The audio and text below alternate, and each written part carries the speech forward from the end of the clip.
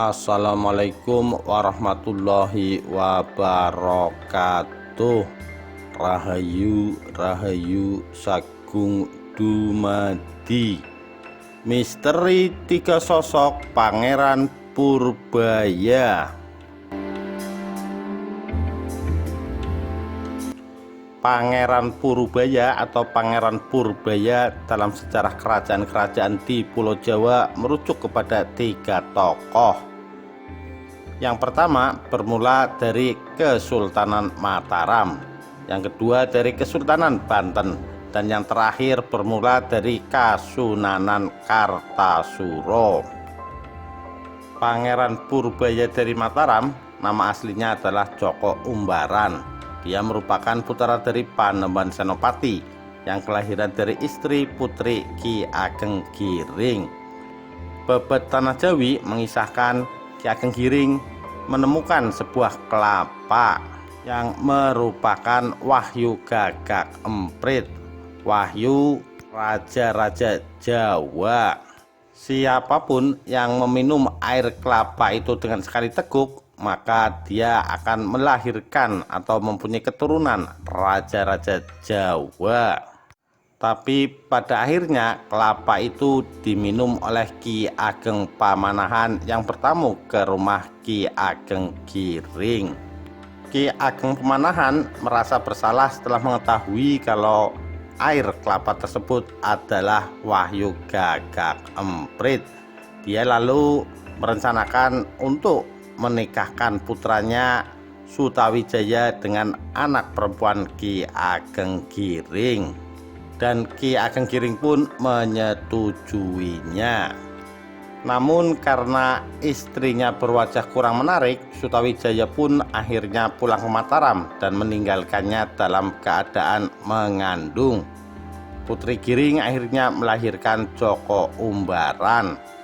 Dalam bahasa Jawa, umbaran artinya diumbar atau ditelantarkan. Setelah matang, Joko Umbaran pergi ke Mataram. Dia menghadap kepada ayahnya. Saat itu Sutawijaya sudah bergelar Panembahan Senopati. Dengan perjuangan yang berat, akhirnya Joko Umbaran sukses memperoleh pengakuan sebagai putra Mataram, dan dia diberi gelar Pangeran Purbaya.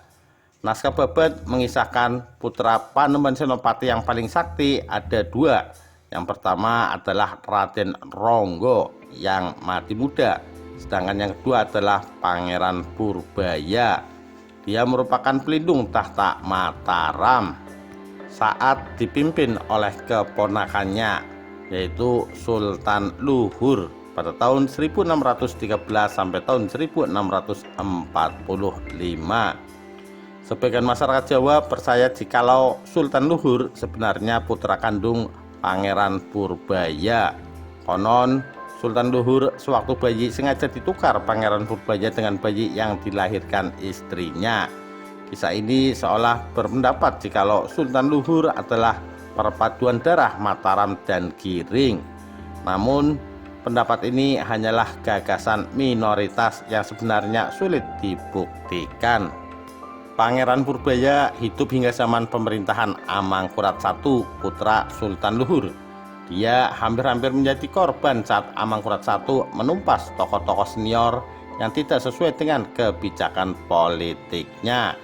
Untungnya Pangeran Purbaya saat itu memperoleh perlindungan dari Ibu Suri, janda Sultan Luhur. Pangeran Purbaya berpulang bulan Oktober 1676 saat turut serta menghadapi pemberontakan Trunojoyo. Amangkurat I mengirim pasukan Luhur yang dipimpin Raja Muda Anom, putranya, kepada penghancuran desa Demung atau dekat Besuki yang merupakan markas orang-orang Makassar sekutu Trunojoyo. Perang Luhur terjadi di desa Gogodog. Pangeran Purbaya yang sudah lanjut usia gugur pada peristiwa perang tersebut. Beliau disahkan dikeroyok oleh orang-orang Makassar dan Madura. Pangeran Purbaya dari Banten. Pangeran Purbaya yang kedua adalah putra Sultan Ageng Tirtayasa, Raja Banten pada tahun 1651 sampai 1683. Dia mendukung perjuangan ayahnya dalam perang melawan VOC tahun 1656. Pangeran Purbaya dikisahkan dijadikan menjadi putra mahkota karena Sultan Haji atau putra mahkota sebelumnya memihak VOC. Setelah berperang sekian lama, Sultan Ageng Tirtayasa tertangkap pada bulan Maret 1683 dan Banten pun jatuh ke tangan VOC. Pangeran Purbaya dan istrinya yang anti VOC bernama Raden Ayu Kusik Kusuma lalu melarikan diri ke Gunung Gede. Pangeran Purbaya bersedia untuk menyerah dengan catatan dia harus dijemput oleh perwira VOC yang berdarah pribumi. Saat itu VOC sedang sibuk menghadapi gerombolan Untung Suropati. Kapten Roy, pemimpin benteng Tanjung Puro, sukses membujuk Untung Suropati supaya bergabung dengan VOC daripada hidup sebagai buronan. Untung Suropati bersedia. Dia pun dilatih ketentaraan dan diberi pangkat letnan. Untung Suropati akhirnya diberi tugas menjemput Pangeran Purbaya di lokasi persembunyiannya. Namun datang pula pasukan VOC lain yang dipimpin oleh Van Dring Cavalier yang memperlakukan Purbaya dengan tidak sopan. Sebagai seorang pribumi, Untung Suropati tersinggung dan menyatakan diri keluar dari ketentaraan. Dia bahkan berbalik menghancurkan pasukan Kufiler. Pangeran Purbaya yang semakin menderita memutuskan tetap menyerah kepada Kapten Royce di benteng Tanjung Pura. Sebelum menjalani pembuangan oleh Belanda pada April 1716, Pangeran Purbaya memberikan surat wasiat yang pokoknya menghibahkan beberapa rumah dan sejumlah kerbau dicondet kepada anak-anak dan istrinya yang dibiarkan lepas sama sekali. Sedangkan istrinya Kusik Kusuma konon pulang ke negeri asalnya di Kartasuro dengan diantar oleh Untung Suropati. Pangeran Purbaya dari Kartasuro. Pangeran Purbaya yang ketiga adalah putra Pakubuwono I, Raja Kartasuro tahun 1705 sampai 1719. Sepeninggal sang ayah, Pangeran Purbaya dan Pangeran Blitar berselisih dengan kakak mereka, yaitu Amangkurat IV. Amangkurat IV mencabut hak dan kekayaan kedua saudara kandung yang lebih muda itu. Pangeran Purbaya mampu bersabar, namun Pangeran Blitar menyatakan memberontak. Perang saudara pun meletus pada tahun 1719. Perang ini terkenal dengan nama Perang Suksesi Jawa Kedua. Pangeran Purbaya bergabung dengan kumpulan Pangeran Blitar. Mereka membangun kembali istana lama Mataram di kota Karta dengan nama Kertasekar.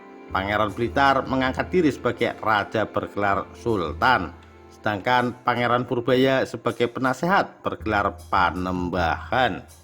Setelah Pangeran Blitar meninggal di Malang pada tahun 1721 karena sakit, perjuangan pun dilanjutkan Panembahan Purbaya. Dia sukses menguasai Lamongan, namun gabungan pasukan Kartosuro dan VOC terlalu kuat. Pangeran Purbaya tertangkap bersama para pemberontak lainnya. Panembahan Purbaya dihukum buang ke Batavia.